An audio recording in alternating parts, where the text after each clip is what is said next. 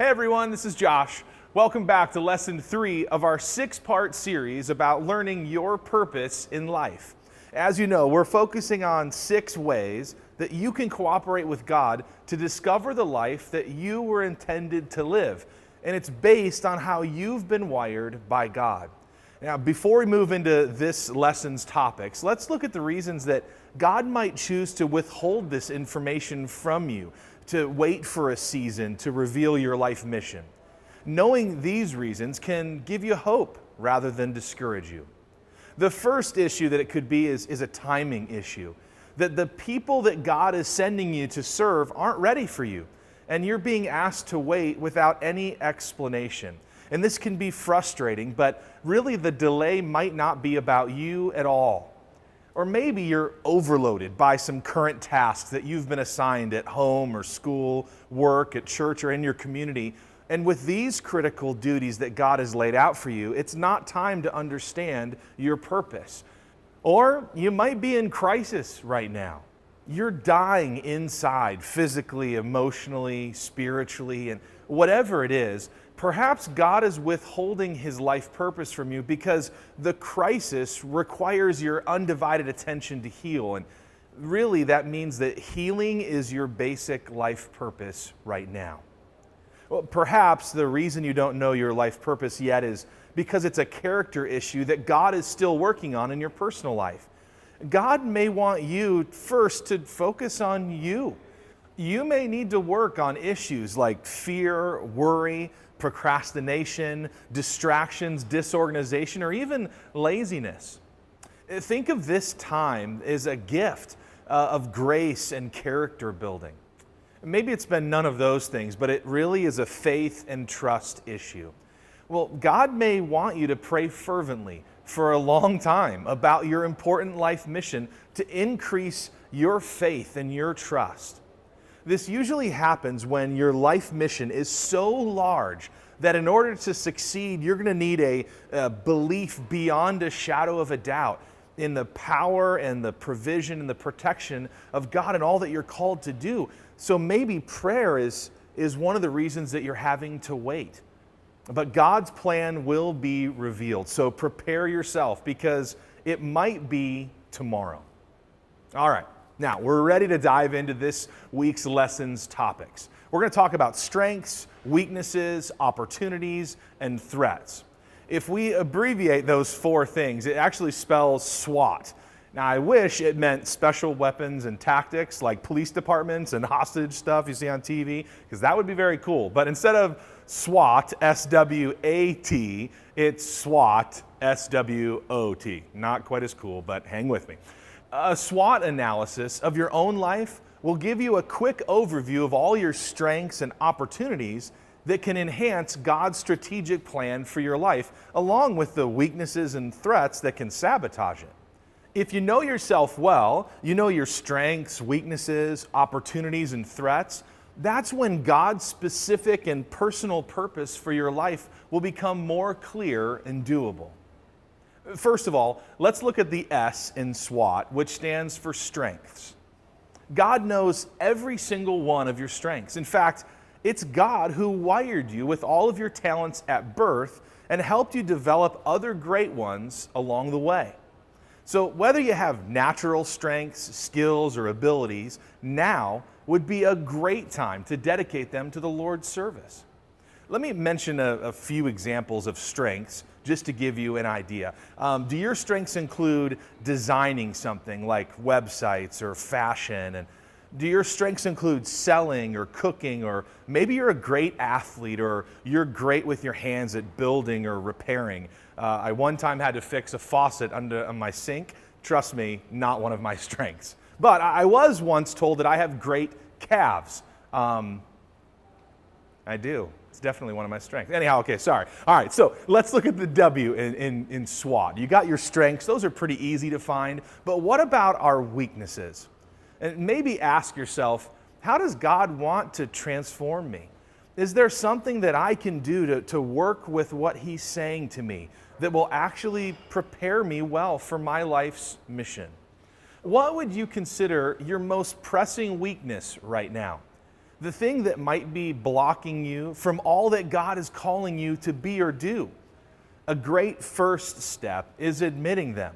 We're all sinners, and on this journey together, nobody skates through life without faults.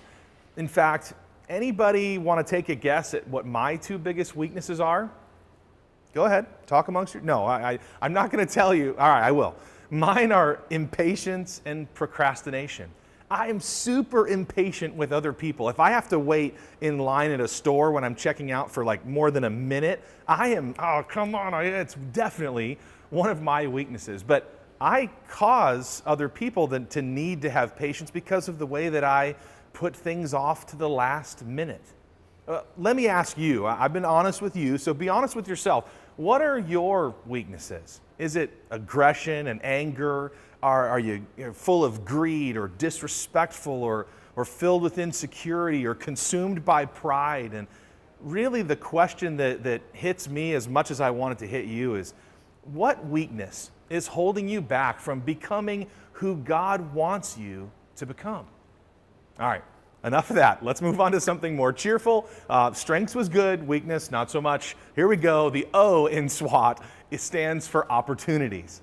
And what I want you to think about here is that this is more than lucky breaks, and really it's Christians understanding that this is God's favor in your life, that our lives are filled with opportunities that allow us to get a front row seat to watch our distinctive purpose unfold before your very eyes. And I'm not talking about front row like at a theater, because those seats are terrible. I'm talking about like a way to observe what God is doing. That really God might be sending you on this journey to explore the longing that He's put inside of your soul to discover this purpose.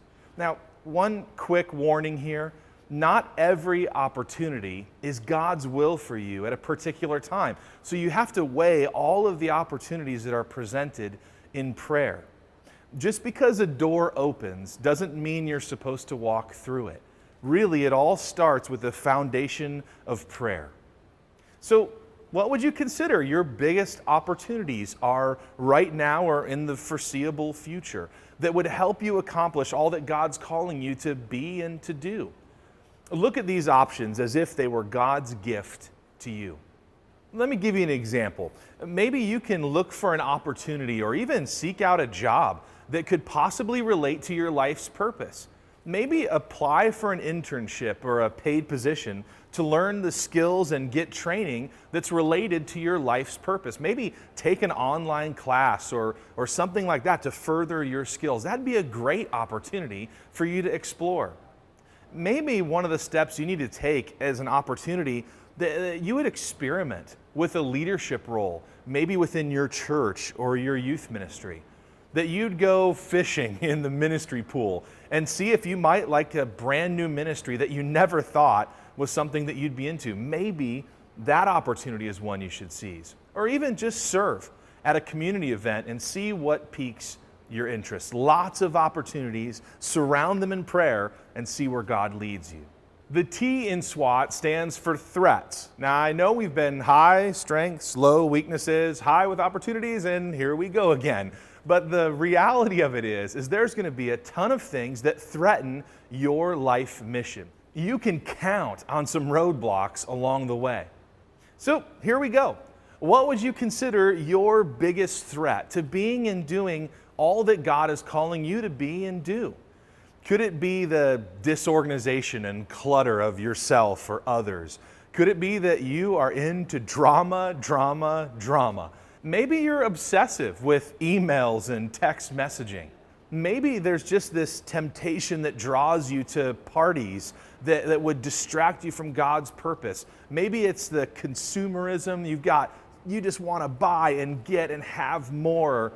You know, this one's really common, that someone else, maybe a parent or a significant adult, would impose their agenda on your life, and they're kind of writing your future for you. Now, I realize that this could be heavy stuff depending on where you're at, so please know that you only need to share with your conversation partner what you feel comfortable sharing. This is an exercise to get you thinking, and trust me, they don't get any more difficult than this one. Threats are a given in this fallen world because Satan puts a target on the backs of those who are doing the will of God. My prayer for you about any threats that you face comes from Paul's encouragement to the Corinthian church. He said this, God, you rescued us from mortal danger, and you'll rescue us again. We place our confidence in you. If you were convinced that your next logical steps regarding your strengths, weaknesses, opportunities, and threats, if they would ignite your life mission, would you take those steps? Will you, in preparation for going after your life's mission, dig deep into those areas of your life? I pray that God's purpose for your life will become more clear and doable as you get to know more about how you're made to be the best possible you. Have a great conversation. We'll see you next week.